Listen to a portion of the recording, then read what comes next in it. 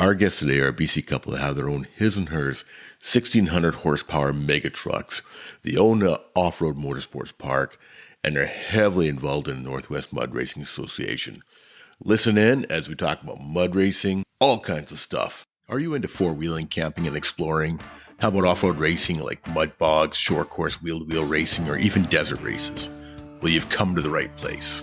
Welcome to 4x4 Canada podcast. My name is Wes, and I've been four-wheeling since I was 6 weeks old. I have over 20 years experience in 4x4 shops, many more than that in the off-road racing, and a lifetime of exploring the backcountry across Canada. Every week we bring you a new guest where they give you their perspective on the industry. We discuss everything from four-wheeling, overlanding, every form of off-road racing across this great country, as well as we talk to Canadian manufacturers and 4x4 shops. Just a quick reminder that if you're looking for more episodes, you can find all of our episodes on 4x4canadapodcast.com or your favorite podcast sharing platform. You can find us on Facebook, Instagram, and YouTube at 4x4canadapodcast.com. Now let's get to the show. Our guests today race two 1,600 horsepower mega trucks in hill and hole races across Western Canada, getting huge air while jumping into and out of mud holes. They also own an off-road motorsports park and are heavily involved in the Northwest Mud Racing Association. Leanna and Dave, welcome to the 4x4 Canada podcast. Thank you for having us. Thanks.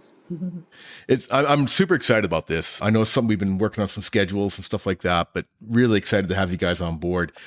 You both have so much on the go. I honestly don't even know where to start. You know, as I mentioned in the intro, you both race your own mega truck. You have your own off-road park near 100 Mile House. Leanna, you're president of the Northwest Mud Racing Association, and somehow you guys still manage to have time to have a family and all that other stuff that comes with, you know, with life, right? So kudos to you guys. You guys got a lot going on. Yeah, very, very busy. So first off, there's so much social media information I'm going to take in that I'm going to put everything in the show notes, but there's Davies Off-Road Racing on Facebook is all about your mega trucks. Horsepower Ranch can be found at horsepowerranch.ca, and it's 100 Mile Horsepower Ranch on Facebook and Instagram. And then there's the Northwest Mud Racing Association on Facebook and nwrma.com. And then there's also on Instagram, you've also got the mud racing trucks on Instagram as well too, right? Yeah. I've got my own page there. What's that one? I can't remember. I didn't write that one down. Thunderstruck, the Mega. I'll send it to you. Perfect. Yeah. I'll put that all in the show notes because I know that's a lot to take in. There's a whole bunch of info going in there. So we might as well start right from the beginning. Leanna, you mentioned that you grew up in a racing family. Your dad raced a Datsun 510 at Westwood, and had a Nissan 240. And how about you, Dave? Were you always a gearhead kid, or were you, did you get into the off-road stuff later on in life? Pretty much right out of high school. We had trucks, and that's what we did. Build and wrench and break and repeat. Exactly. You must have had a Jeep then. No Jeep. So I know that, Leanna, off air, you mentioned that you had the Chevys and that, and then you guys built the Malibu. Let's talk about that Malibu. That thing is such a cool car. Cool. I've seen that around, numerous times, and it's a pretty neat machine. Yeah, a lot of people say it's like a very iconic car because, like, Lower Mainland, everybody knows it from Stave Lake, and just it's always up to something, and he always puts on a good show in that car. It's cool. It's fun.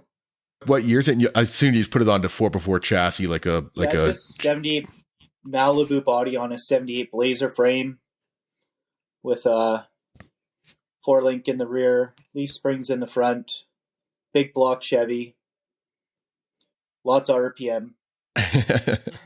And so that's where you guys got your start with the racing, right? Yeah. And it's still up and running, and drive it all the time. So you guys still own that one? Yeah, it's kind of one of those ones we can't sell. I don't know. It's got too much history. Yeah, I can understand that for sure. So when did you guys start getting into the mud racing? Well, he had the Malibu, and then I had my 72 Chev at the time, and we started going out to Chilliwack and watching the racing there. And one of the events we went to, we just seen one of the big old tractor tire trucks.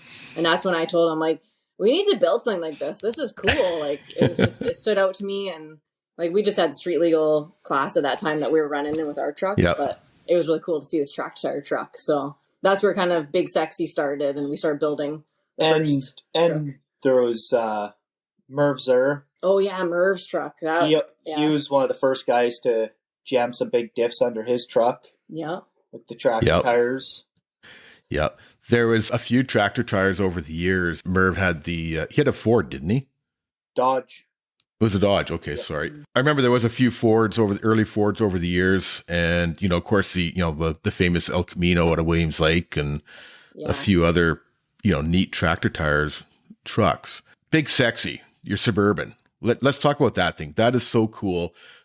It's such a cool rig. Just it's so big and it's a lot in your fun. Face. It's a cool build. Like it was just like one of our first big builds that we ever did. And like Dave can talk about the specs, the build specs. It was a neat build. Yeah, we pretty much gutted it right down to body and chassis. And first thing we did was plate the frame and built every mount on that truck's built with a grinder. Every tab mount. Yeah. And then, we jammed a roll cage in. Me and Leanna built it. Everything. Yeah. Put an LS in it. A junkyard, $160 LS motor that he bought from Pick Apart. It was our first LS motor we ever bought. And he was like, this is such a good deal. And it was first motor, which kind of started our whole LS thing because we LS swap a lot of stuff now. Yeah. Yep. But it's got 2.5 ton Rockwells under it. And I don't know, it's just a big, simple build with leaf springs and thing rocks. It's so much fun. It's a simple rig. When you look at it, it's such a powerful rig in regards to looks wise. Yeah. It's just a big tank, right? It's such a great looking truck for sure. Well, when we originally built it too, we were building it to race it. So he did a turbo setup on it too. He carbureted the LS, which was kind of, that was outside our box of things. We'd never done that before. So he had to kind of figure out how to carburate it and convert it to do all that and make the turbo work. So that was kind of a neat project to figure out. Yeah, no doubt. So with that, you guys got into the hill and hole racing. Maybe you can explain to our listeners what the hill and hole racing is and what that's all about. Okay, so all over the mud racing is 200-foot long pits. What we did is instead of just doing a straight mud pit, it's a mud pit and 2 jumps in that mud pit. So you have one jump at about 80 feet, and then the next jump is at the 200-foot finish line. So you're basically just going as fast as you can and hitting those jumps to try and beat it. We're not doing side-by-side racing at that point, so it's all time trial. So quite a bit different from the regular mud drags or almost dirt drags kind of, where the guys are sitting real low center of gravity, huge power and that, but they're just a shot, single 200-foot shot to the end with those big jumps. Some of those hills and those jumps are pretty big. Yeah, depending on the track, the material we have to work with, some of the tracks are bigger jumps than others, depending on where we are, basically. Right. But basically, it's just a monster truck, really. You're getting, big horsepower, big tires, and big air. Yeah. That's got to be one hell of a rush, I can say. It's a lot of fun. Yeah. So with the hill and hole, you mentioned that they kind of started in Quesnel around 2015. And at that point, you're still running the Malibu? Yeah. Yeah, it was the first year they'd ever tried hill and hole. So Dave took the Malibu out. And you were, I don't even know if you were four-linked at that point. Were you four-linked at that point? No. You were just leaf springs all the way around. Yeah. Yeah. Yeah, I've done my fair share of jumping with leaf springs and yeah. So then in 2016, the club decided, Northwest Mud Racing decided we should try and just do it at every race. So that's when we started building jumps at each race. And he ran the Malibu that whole season and literally broke it at every single race. It got to the point where we're getting so delusional with how much repairs this thing needs, but we had to keep it going because we really wanted to see it turn into a class. So it was right. We're so dedicated to keep that Malibu running. Because it was one of the couple rigs that could actually do the whole circuit that year. Because there wasn't any big mega trucks ready to do that stuff yet. But Right. yeah. Did you ever run the big sexy Suburban in the hill and hole stuff, or is it mostly just Malibu? Yeah, just the Malibu. Yeah. Big sexy. I think it would hurt. It's a rough ride. I can understand that. So yeah, it's a big rigs for sure. So after 2016, you got some hill and hole stuff going. Yeah. And then it's just sort of growing from there, both in, I would say, in the fan base. I mean, the fans absolutely love it from the ones that I have seen. And anytime you get something with airtime, people are going to love. So as it's been growing, and also technology and the rigs have been getting better too, right? So in 2017, you guys got another mega truck going on. Yeah, that was like the first like rolling chassis we bought, which was Thunderstruck. It was out of Alberta. It was originally called Dirty Denim. And we both bought it as like a rolling chassis to kind of just start out this mega truck thing that we wanted to do. You put a big block in it, and we ran it that first year, which it seemed to work. We shared it that first year too, like so we took turns and ran it, and it was a good truck. We still have that one actually because it's such a good truck. So you guys have a huge collection of trucks. Yeah, we have a problem. Sounds like. Yeah. I mean, it's a great problem to have. Right? So you ran Thunderstruck for 2017 and 2018, right? Yeah. And then you got a couple more new trucks. Yeah. Yeah, the new ones. I built my big blue truck I had on 5 tons too. I ran that for a year. Mm-hmm. Okay. Yeah, that was I think It was 2019. You ran that. Yeah, 2019. It was a good truck. That's the one we raffled off on Axle Busters. Okay. Yes, I did. I remember hearing about that. Yeah. Yeah, it was pretty cool. See someone else win it, and that's always wanted a mega truck. That was pretty neat to see. And are they still running it? Yeah, they're running it. Yeah. Nice. We got to see it out in Saskatchewan at FRCC this year, actually, which was pretty cool. Yep. Yeah. It seems to be a growing thing in Western Canada. The mega trucks. Mm-hmm. How for a while we're kind of seeing them just down in the southern states and that, but it seems to really have grown in Western Canada. They're running them like say in Alberta and Saskatchewan now, and there's some pretty cool tracks out from what I've seen out in the prairies as well too. So do you think it's just going to keep on growing and growing? I don't know. I'm seeing more and more trucks coming up from the States because it's cheap to bring them up from the States, and I'm seeing more and more venues popping up. So I think it's growing at this point. Like when we bought 100 Mile, I mean, there was nothing. We were starting to get worried that we're losing tracks at that point. So now they're starting to get more and more tracks and just a lot of stuff going towards the mega truck stuff too, which is really cool. Yeah, that's good.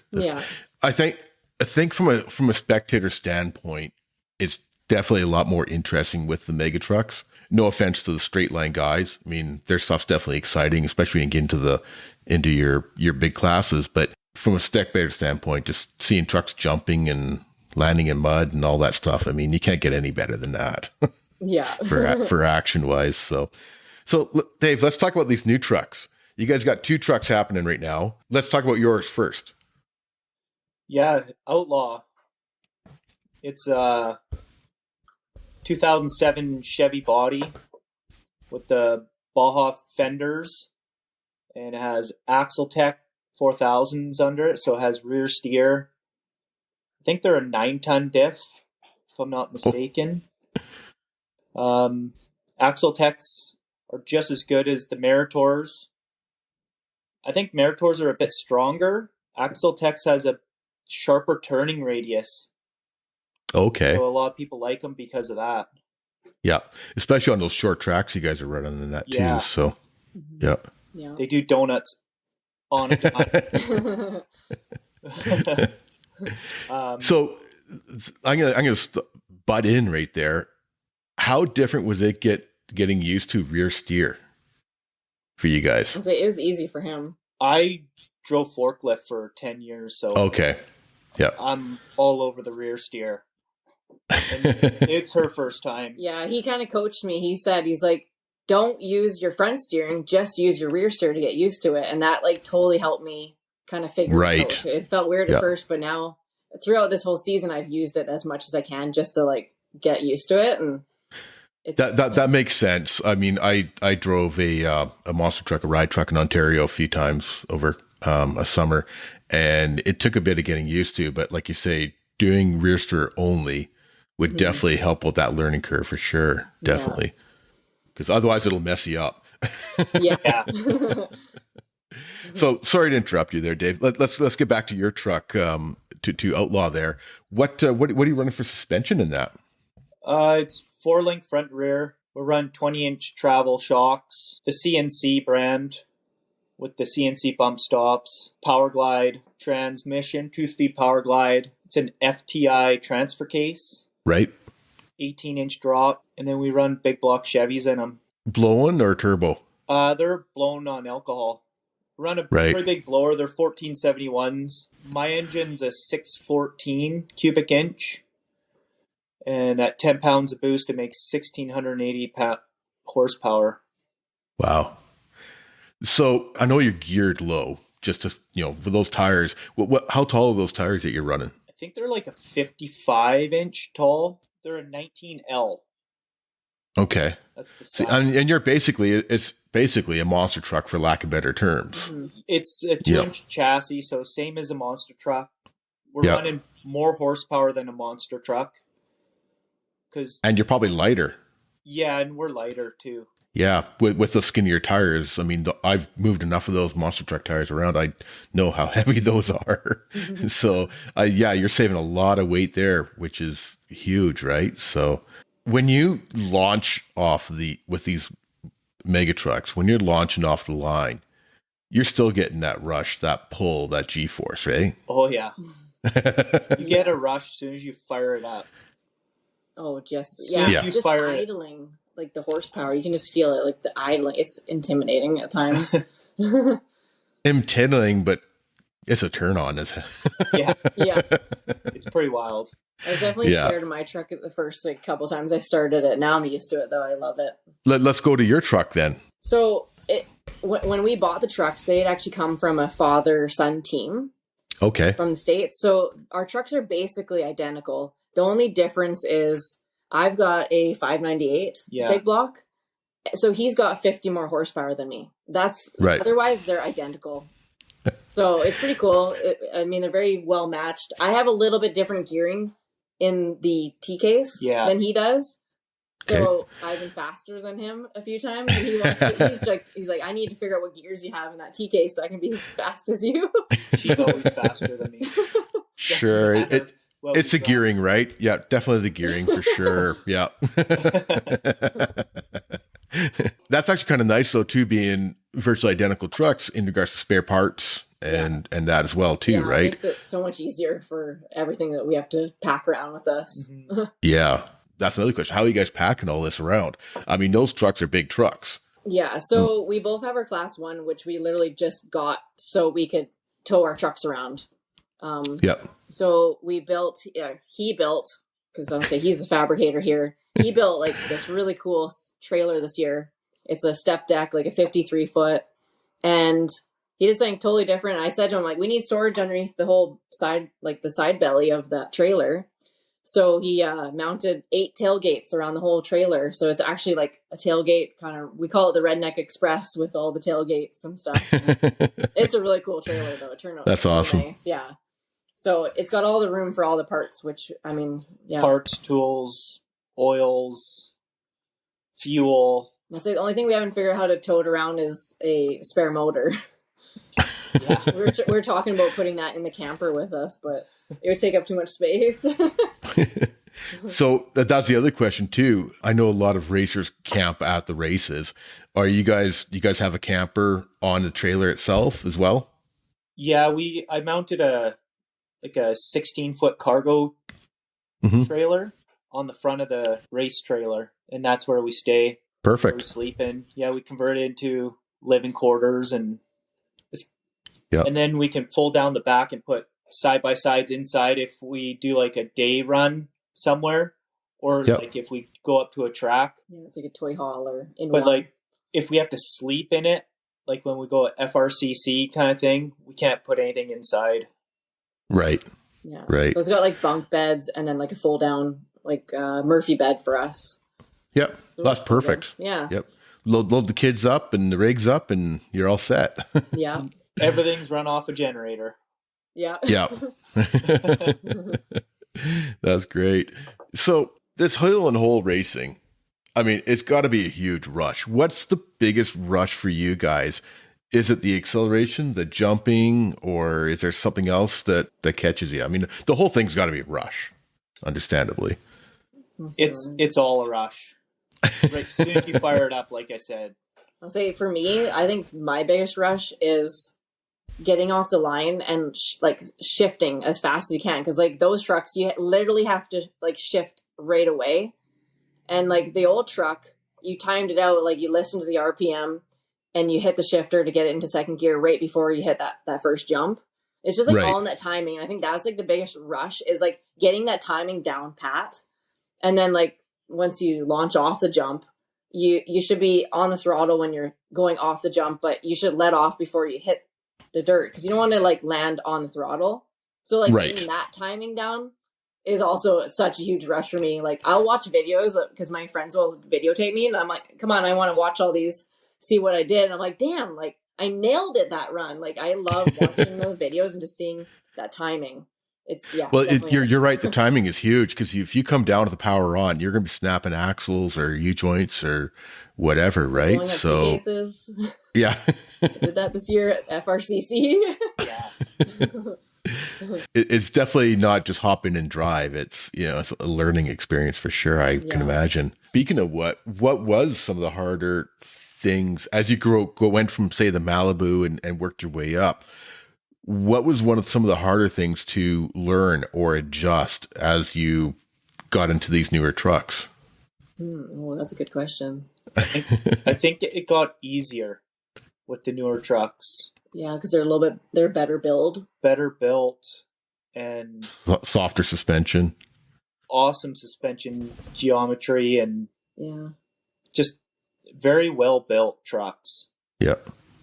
There was more of a learning curve with the new trucks as far as like the fuel and stuff, like the alcohol. The startup process for those trucks is a lot more technical. Like when we first got in them, we were so intimidated by them. Like I'm looking at it, I'm like, I don't know what to hit, like all the switches and stuff. There's so much stuff to remember. There's like a startup sequence you have to do.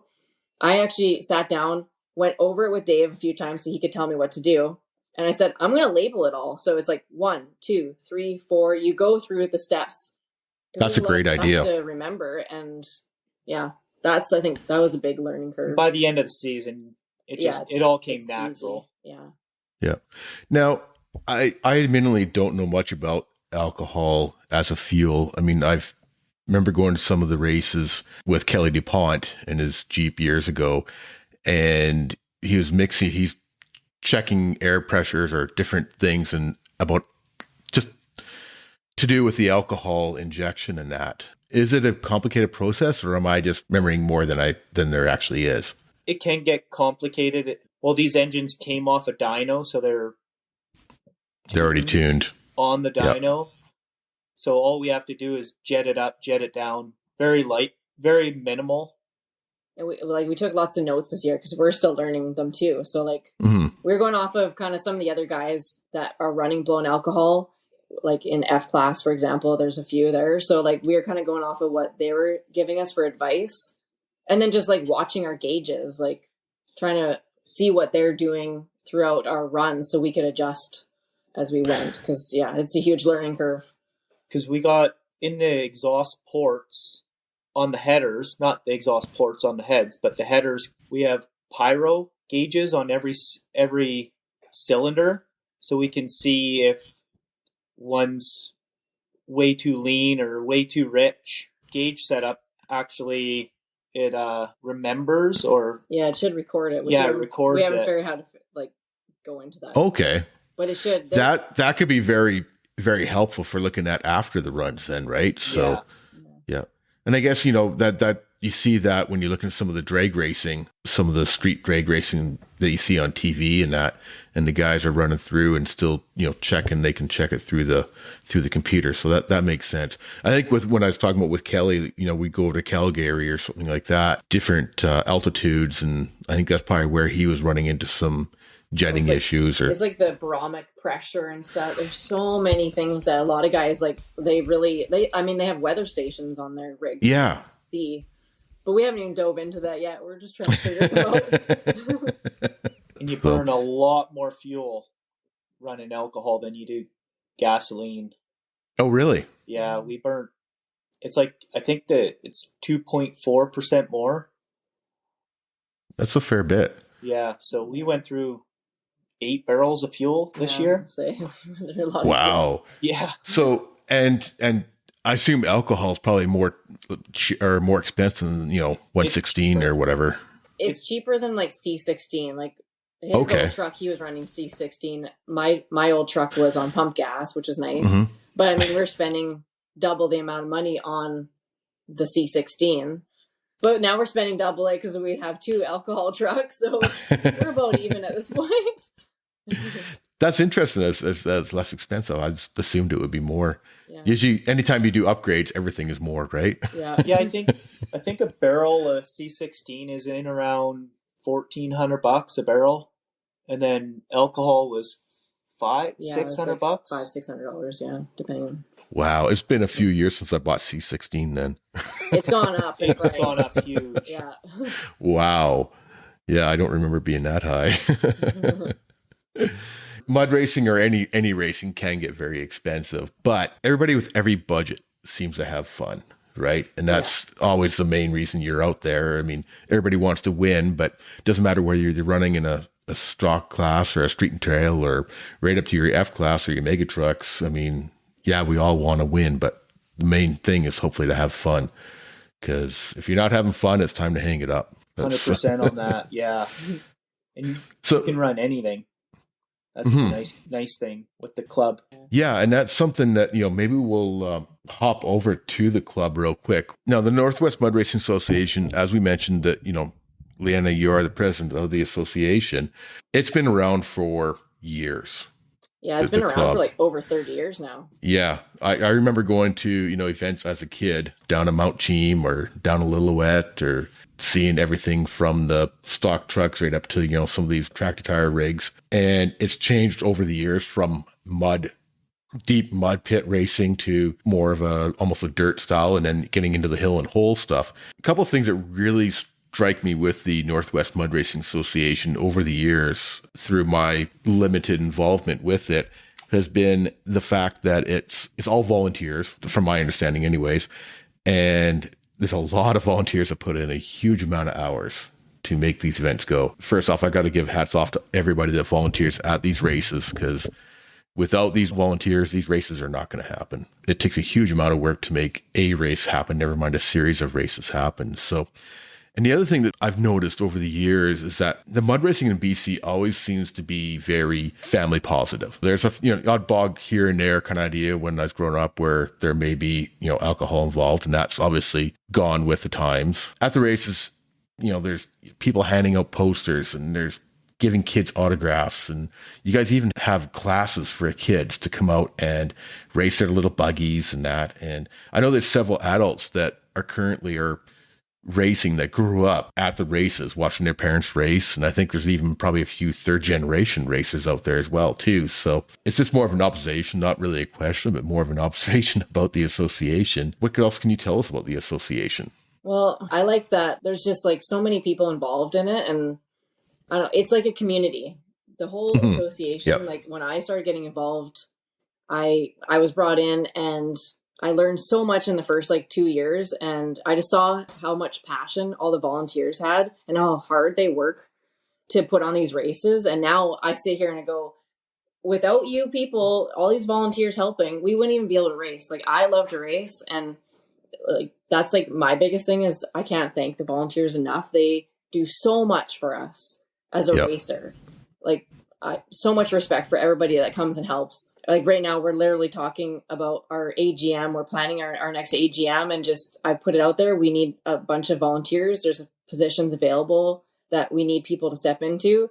And today, like I've had so many messages of people who are prepared to step up, and it's just huge. Like, I don't know, very, very humbled, and I appreciate every single volunteer that helps. It makes it so I can race. I mean, I think the mud pits, that's another fun one to talk about, because it went from being like a mud bog, this like science behind our mud pits, because we have some very fast cars or trucks that run in those pits, and they'll do 3-second passes. And it's about how deep you put those pits. I think it's like 16 to 18 inches, because if we dig it any deeper, everyone's going to get stuck, and we're going to spend all day pulling out. At least some of the trucks will get stuck, right? So I don't know. It makes the show faster and quicker for the spectators, the way we've kind of dialed it down. And yeah, 100%. I mean, that's why you don't really see any of the mud bogs anymore, is because half the day was spent pulling vehicles out, and there's still some around. I mean, northern BC's still got some, mud bogs. In regards to the track prep, do you guys have to do a lot of cleanup between the runs? Like, I know that's something they had to do a lot with sand drags. So for our mud pits, everybody gets their turn to run, and then we have a halftime. And during that halftime, our excavator operator, which is our brother-in-law at this point, he's been running the machine for a couple of years now. He'll come in and just smooth it out. Right. And then we kind of reset the track. F-class, the pro pit, that's a whole nother thing. That's rototilled to like be completely level. I mean, there's a lot of detail that goes into F-class, because there are some very, very fast cars, and I mean, it comes down to safety with that too. Yeah. These guys are running 1.9 seconds in 200 feet. So a lot can go wrong in that fast a time, or that short a time. So, when you blink, it's almost 1.9 seconds. We make it so it's the best of the best for those guys. Your F-class guy, there's some top-notch competitors that I think, I'd be willing to put some of these guys up against anybody in North America. Oh yeah, for sure. Yeah. The top couple classes that you guys have running in the Northwest Mud Racing Association, there's some very fast cars out of Alberta and Saskatchewan as well. But I mean, like I say, I'd put these up against any of the guys running down in the States as well. Do you guys have many people coming up from, say, Washington and that? I know that used to be a thing before, but we had a few vehicles come, but after COVID, we haven't had any U.S. guys come. I don't know. 100 Mile, I think 100 Mile is kind of changing stuff here too for F-class, because I know the F-class guys came out to the last race of the season here, and they're quite impressed with what we did personally at 100 Mile. Dirt is perfect for... It's potentially a record-breaking site. Steve ran that was July of 2018, he ran 1.95, which was a record-breaking time at that point. I think the weekend after that, somebody broke that record at a different track.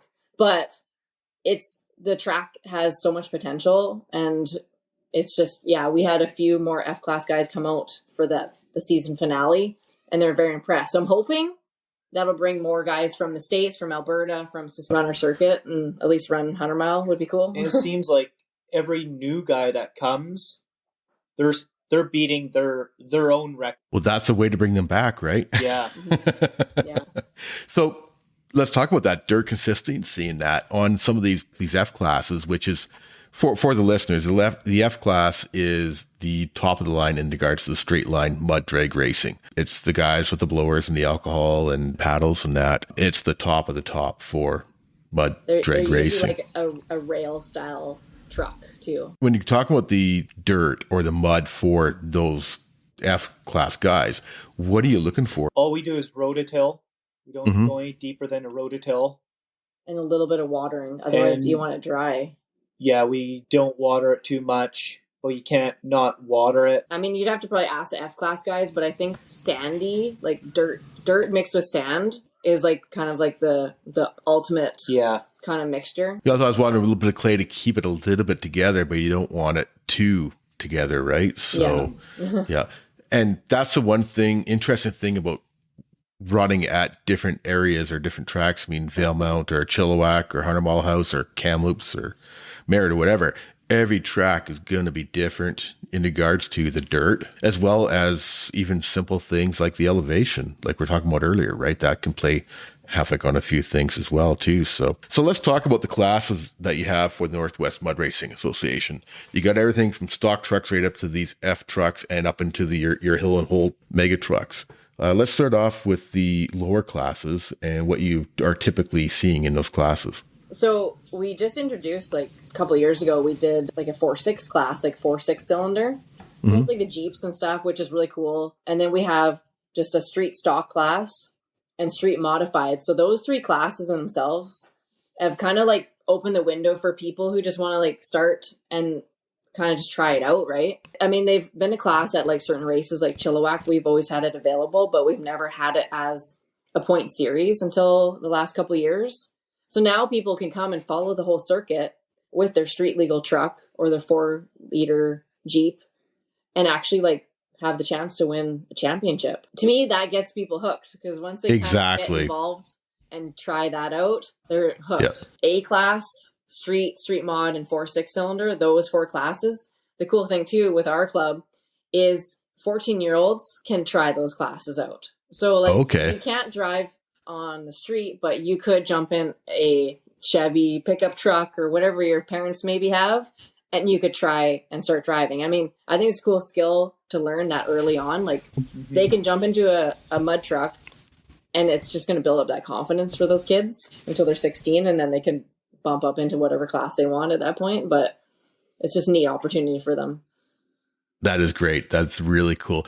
And I think I agree with you 100% that having these street style classes where somebody that's got, you know, a Jeep on 35s or Ford F-150 on 33s or whatever, once they get going to a couple races, it just hooks them.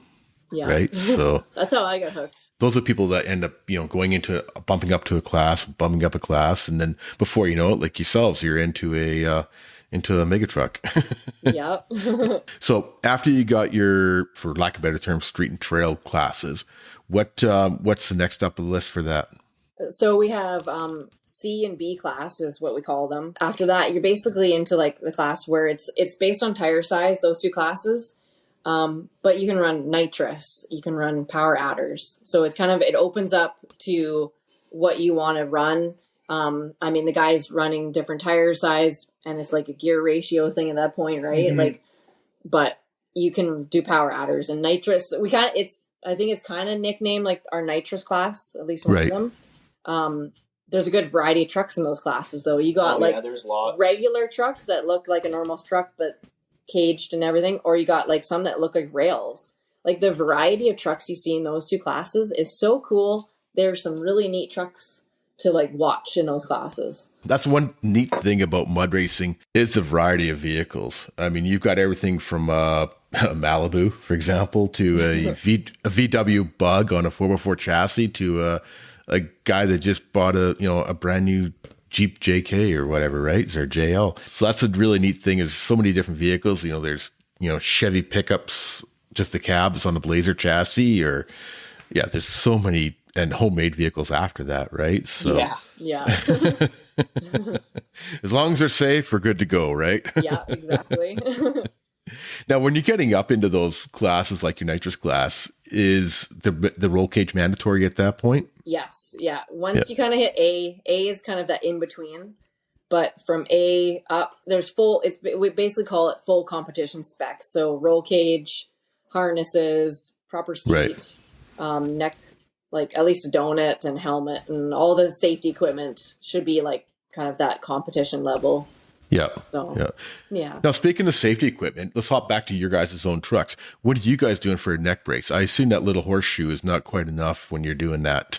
No. So we both run full containment seats. There's like the Kirky full containment. And then we've both been running the Simpson hybrid neck restraint, which is like the vest that goes over your shoulders and straps onto you. Before that, he was running the Hans, which worked good, but we've kind of evolved with the times.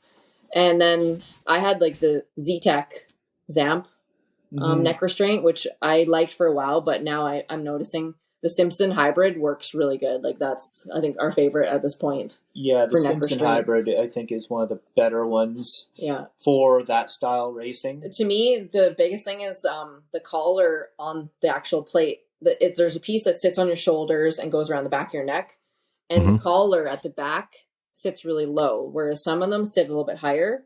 And the Hans one is quite a bit higher. Yeah, so the Hans is supposed to sit behind your helmet. Yeah. The Z-Tech one is like a shorter collar that it hits your helmet. So there's different styles, and it is definitely like trial and error to figure out what works best. But for us, the Simpson hybrid is the way to go. But there's a few other styles, like there's like the next gen.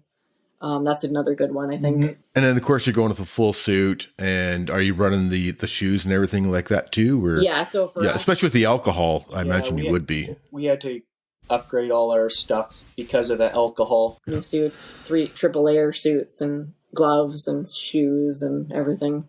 I've never driven with gloves before. Oh, that's probably a little bit of a learning experience on that, or getting used to it, right? Yeah. I don't mind it now. It's just a matter of getting used to things, right? Different changes, right? So we were talking earlier about the more stock style classes as being a great entry point for the racing.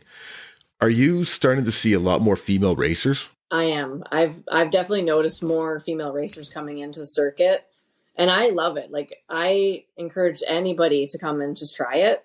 And any of the girls, like, there's so many girls that come up to me, they're like, I really want to try it, and I'm just not sure. And I tell them, like, get in there and just do it. I was so nervous when I first like got into my original truck. I was so scared to try it. And once I did it once, I'm like, okay, this is fun. There's so many, like, it's just so simple and it's so fun. And there's so many things to like learn from it. So yeah, I encourage any girl to like, or mom, woman, anybody. Like I'm seeing girls from different like age levels all the way down to like kids to like, just like almost my mom's a grandma, I guess. But she was like all excited. She actually took one of our trucks for like a powder puff pass, my sister's truck. So I mean, nice. She was joking about getting her truck, like her own truck going and stuff too. So anybody can try it though. But yeah, I think it's great seeing more and more women getting involved, and I think more and more women are getting involved in the whole off-road industry. You know, before there's so many, everybody, a co-driver with their spouse, or they're just, in the Jeep and they're riding along with their spouse. And it's grown to involved, especially with the popularity of the Jeeps over the last, with the JKs and stuff like that. They've gotten a lot more popular, and a lot more ladies are driving them off-road. So we're starting to see them venture off-road driving as well a bit more. And I think it's just great seeing that come on board. And there's simple things like, one of the last episodes we had was the ladies from West Kelowna who attended the Rebel rally down in the desert, down in the States. And it's just events like that is just propelling women into the forefront and just giving them that much more confidence. And Chilliwack, or you're in Kamloops or wherever, 100 Mile, just come out in your stock Jeep and run at the stock class and you'll get hooked. There's no doubt about it, right? Yeah. What advice, we kind of really covered it, but if somebody's thinking about getting into mud racing, other than just show up and come, is there anything else that they need to know about? What about in regards to helmets and different things like that? When we first started, we literally showed up with like dirt bike helmets. That's all you really need. It's just simple. If you the stock style classes. Yeah. We both rode quads at that point. So we brought our dirt bike helmets, and make sure you got a long sleeve shirt because you can't run it with a t-shirt, but it's so simple. All of our rules are online too. So like you can sit down and read through everything, but for those classes, it's pretty minimal. It's easy. Yeah. And I think so. Yeah. The website, the nwmra.com, as well as the Facebook group that you guys have. If anybody's has any interest in regards to questions about what to show up with or what to do, I've seen lots of questions answered on the Facebook group, and I think that's a great resource.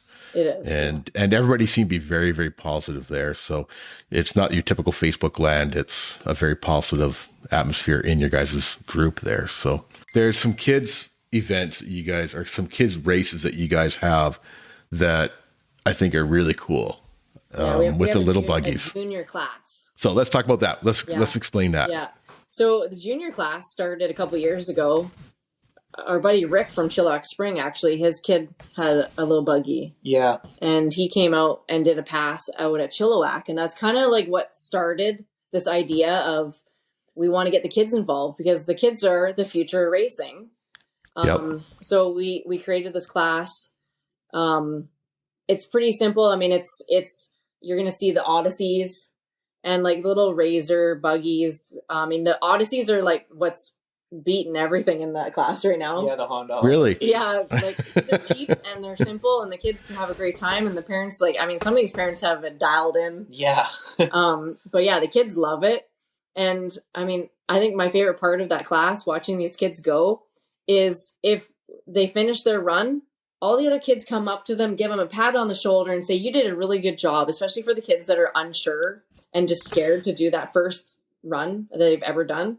The that is other awesome. Kids are encouraging them and just giving them that like pat on the back saying, you did a really good job.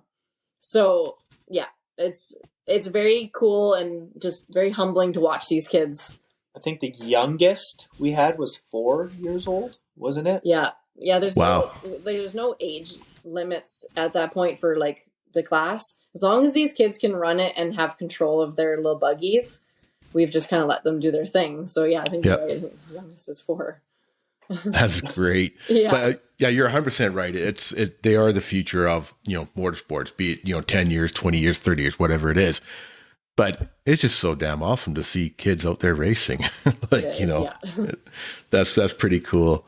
All of us parents drag them around to all these races and like they should be able to like kind of have some fun too. So let's hop over to Horsepower Ranch. Let's give the folks an explanation on that. Kind of where I guess it started, which is like we bought that place in 2017 and it was just kind of like a random thing. Like we had been talking about just how much we enjoyed watching all the parks down in the States, like Trucks Gone Wild. We were watching all the videos of that stuff. And I don't know, we were seeing what was happening with Stave, Lake, and Gill at that time too. We were kind of worried. We're like, if we lose Stave or Gill, we have nowhere to take trucks. Like Big Sexy is just kind of one of those big trucks that you can't just take trail running. It's not really built for that. It's a Stave Lake kind of truck.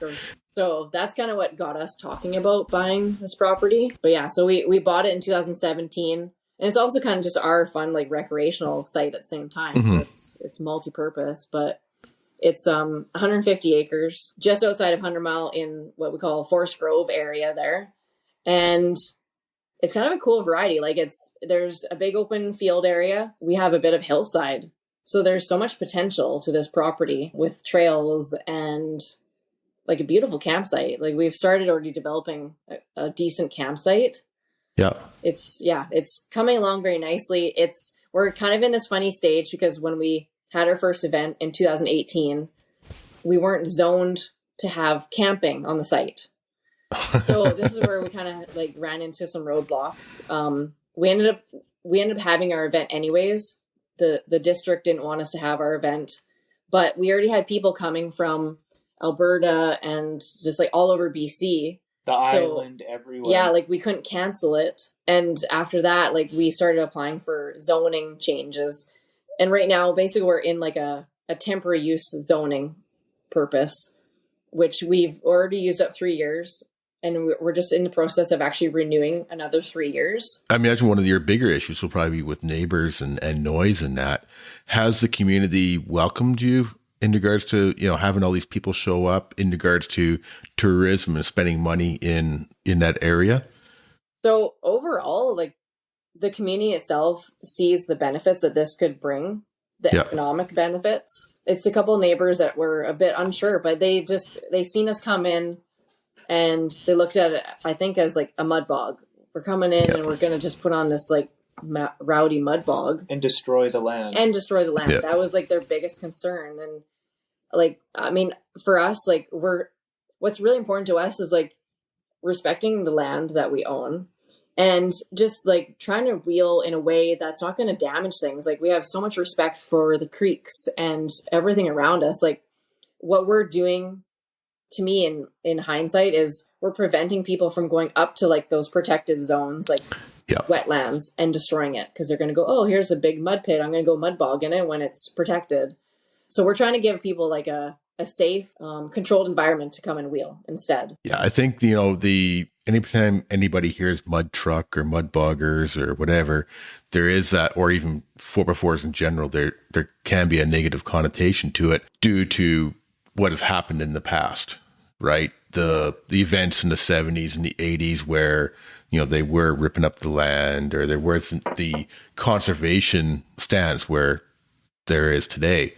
And through the hard work of individuals as well as the Four-Wheel Drive Association of BC and trying to get that positive spin on things, I think it's definitely gotten a lot better, but there's still, a lot of work to do. I think after people seeing what the first couple of events, I think it's probably brought a lot more positivity to it. And I think it's a huge economic factor in there too, of having, a couple of events there a year. And there's so many people who said they stopped in town for fuel, groceries, drinks. Like there's just, it's a small town and it needs it. So it can use all the help it can get. I mean, there's been a couple mills shut down there over the last couple of years, and any of these little communities like Valemount is another example. I mean, the economic boom that you guys give that little town every year is, I can only imagine what your organization brings to that town for your events. So let's talk about, where are you looking at going to in the future with Horsepower Ranch? So right now, I think one of our biggest things is developing it more into a campsite. Like it's got so much beautiful, like, treed space, and it would be a really cool campsite. We've got the mud pits, and we've got what we call the freestyle ring, which we've kind of like, we can rework that dirt every year, which is really cool. So like this year we kind of changed it up and turned it into a J-hook. Okay. So it's got so much like potential. It can do so much more. Like there's just so much there. But in the future, we've got a trail network that we started to build up on the hillside. Dave's kind of more into like other styles of wheeling and like racing. What were you gonna say? The trail net, it's so cool. And it's when you start at one side of the property and go from corner pin to corner pin, because we finally got to the corner pin. Like, it was a lot of work. Yeah. And it's 1.2 kilometers or something. Yeah, it's huge. It's just crazy. That's just one trail that we've built. Yeah. So something along the lines like, the guys up in Quesnel, Rob and the other guys up at the Quesnel 4x4 Club, they've done a great job of hosting some Ultra 4 style events. Is that something like you guys might be thinking about getting into eventually? Yeah, literally, I've been talking to them. I told them, I'm like, you guys need to come and see all these trails, like, because they came out to the last race and just like did the mud racing part. And I told them, like, you need to come and see all these trails. It's right up their alley. We could like totally do a course easily. You could do multiple courses. It's such a big chunk of land. Like our brother-in-law, who runs the excavator for all our events, he literally has a rock bouncer. So for him, that's more his style. He wants to get up there and start building like hill climbs and just trails. I think it'd be really neat to see some more of that style of racing. That's for sure where he started, like with the Malibu. He went and did like hard grass havoc when it was out in Alberta. And stuff. And like that's more his style. Like I think you like that more than mud racing. Yeah, it's a lot of fun because it's just like more technical and stuff. So, which I think I would like it now too, just because I have my side by side and I've done like I went out to Quesnel and took my side by side and up running against the guys in the truck class. I was scared. I was so scared, but there's no side by sides to race against. So I'm like, okay, I'll run against you guys. But it is so much fun. Like, I don't know, it's another one of those things. Like I've pushed myself outside that comfort zone and just tried. So they have a really, Alberta has been a huge proponent of that style of racing for a number of years. Yeah. I lived in Calgary around 2000, 2002 in that area. And they're just starting to get into that, with the, Robin and Teresa with White Knight, Dean Folk with his Blazer, and just starting to get into that kind of stuff. And then there's some more and more opened up, and they were really pushing it back then. And they they still have some incredible rigs out there, and there's a whole series between them and Montana and that. And I think that it can definitely grow in BC as well too. There's a lot of good rigs down the island, and yeah, there's definitely room for potential there. I personally find it more exciting than straight line racing, but I mean, each to their own, right? So Yeah. It's hard to spectate that style racing. Mhm. Spectators, but for a racer, that's where the fun It's is. more technical. Yeah. And Yeah. challenging. Yeah. If that makes sense. Yeah, the spectating definitely, like, say if they're going off into the trees and stuff like that, it's hard to see, right? But yeah, I totally get it from a racer standpoint. It's definitely a lot more exciting, I would think, for sure. So, so hopping back to the association for a second, where are you guys running for your points races? Like, I know we're too early, to tell for the 2023 season, obviously, because you guys got to work on that and announce that in the springtime or Yeah. late winter. But where are your normal tracks that you guys have been running? So our biggest one is Chilliwack Heritage Yeah. Park. That's usually in August, like mid-August. That's like our biggest race of the season typically. And Valemont is another one. And Valemont's kind of one of those ones. It's a wicked track. It's in a campground. Bob, the owner, he does a really good job of setting it up for us. I have some big plans for that one this year because I want to see the jumps getting bigger. It's like you're in it's like silt sand. It's like a weird kind of sand. It's more of sand drags out there because they don't have mud. Right.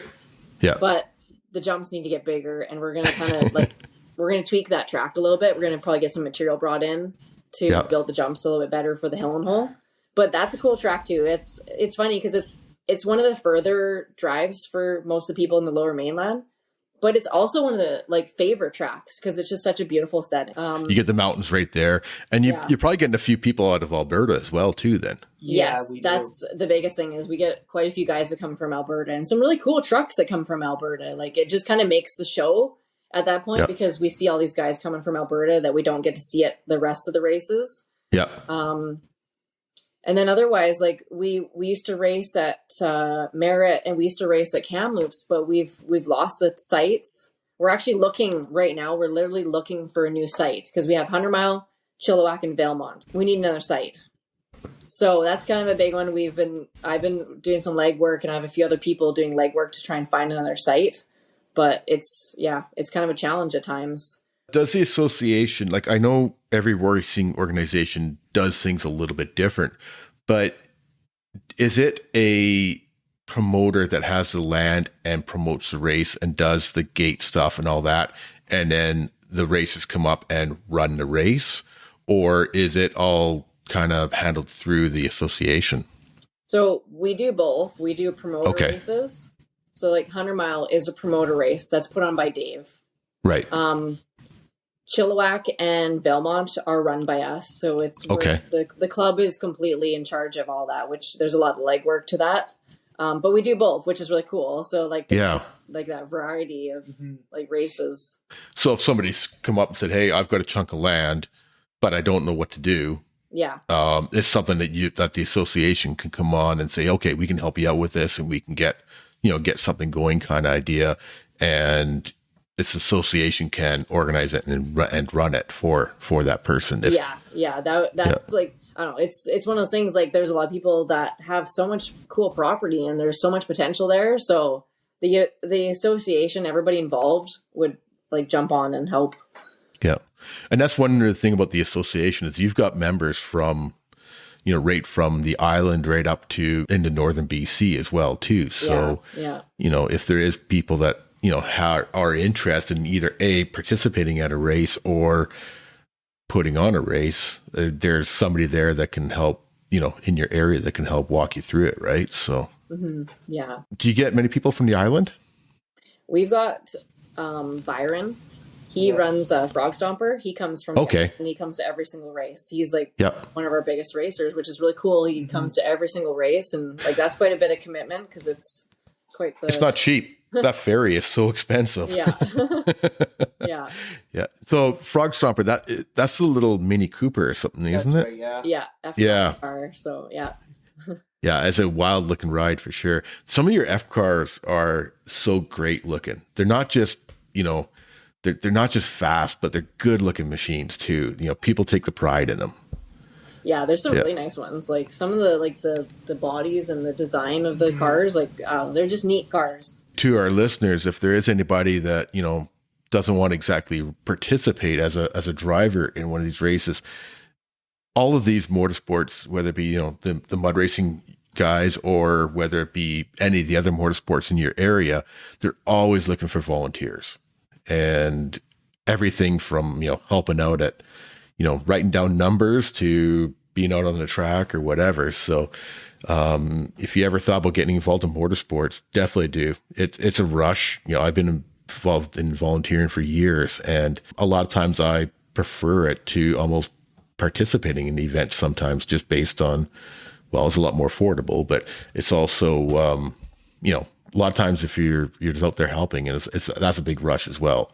And I think any motorsports group can definitely use the help for sure. So yeah, that's always seems to be like you say, you've got a really great crew, but you can always use more. Yeah, definitely. Yeah. Awesome, guys. I really appreciate you coming on board. This has been a great thing. And I do plan on getting out to Horsepower Ranch this year did you guys have 2 races or 1 race? We had 2 races this year because that's what I thought. We couldn't race at Kamloops. So we did 2 this year, which is not typically what we do. I don't know. It went really well though for us. Like it was a good season. So we'll see what happens. Yeah. It's still too early to tell. I know we're sitting we're in November, right? So yeah. Normally what's your first race of the year? Well, in the past we've raced Father's Day weekend in June at Merritt. Yep. So we lost Merritt a couple years ago, which sucks, and it'd be kind of nice to get back to that. I know a lot of the members really want to see a 5-race season because 4 races, it's great.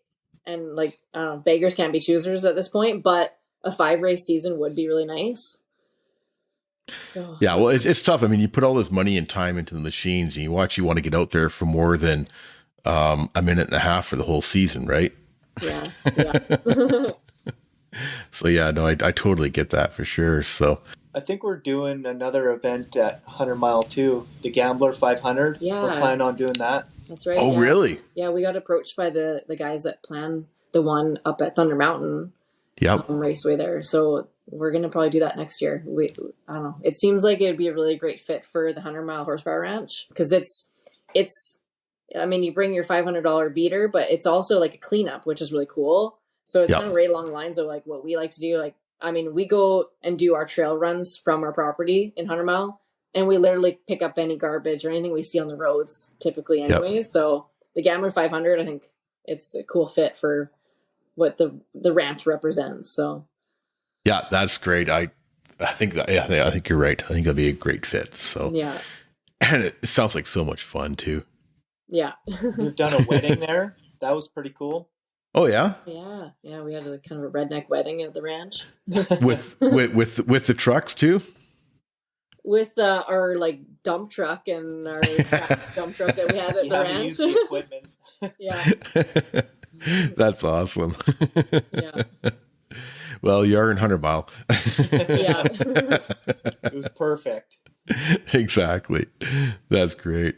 Awesome. Beautiful. Well, Leanna and Dave, I really want to thank you guys for coming on board again. I think we'll definitely be talking soon, and hopefully I can help you guys, promote whatever I can with the association and with, Horsepower Ranch and with your own teams as well too, right? Your own trucks as well. So I love what you guys are doing with Horsepower Ranch, and I love your guys' trucks. I definitely want to, get out and see you guys next year. You're so close. You're like, 2 hours away from me, and I still can't believe I haven't been up there yet, but it always goes, everything always happens on the same weekend, right? That's the Nobody should be getting married in the summertime. Yeah. Yeah. So for all you ladies listening, do not book any weddings during the summer. We've got us guys. We got other things to do. we got to go racing and wheeling. So, thanks very much once again, Leanna and Dave from Horsepower Ranch in 100 Mile House, and they got their own mega trucks. I'm gonna throw a whole bunch of links out in the show notes because just way too many to go through. But you guys have so much going on, and kudos to you guys for being involved as you are in all aspects of the racing.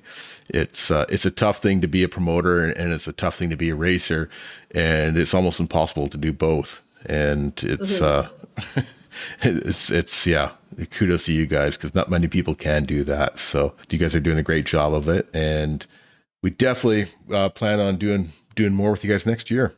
Awesome. Yeah, thank you for having us on. Not a problem.